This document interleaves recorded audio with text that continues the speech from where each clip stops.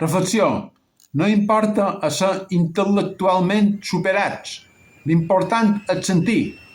Antigament els humans usaren animals per fer feines pesades i inventaren la roda per desplaçar-se més ràpidament amb un carro i un cavall que a peu, perquè a la natura hi ha mecanismes millors que les cames humanes per desplaçar-se.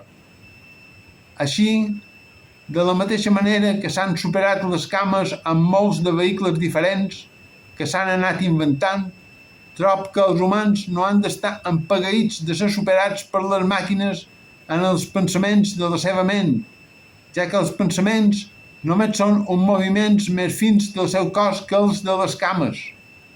Quan els humans mouen les cames, mouen ossos, músculs i pell, i quan pensen, mouen molècules del seu cervell. Quina importància té això?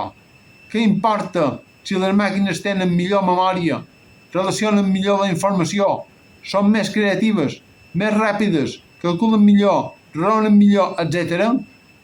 Trobo que l'intel·lecte no és el que ens fa humans, sinó la capacitat de percebre, sentir, tenir sentiments, tenir emocions, somniar i existir. I això, a més, ens agermana amb moltes altres espècies animals de la natura.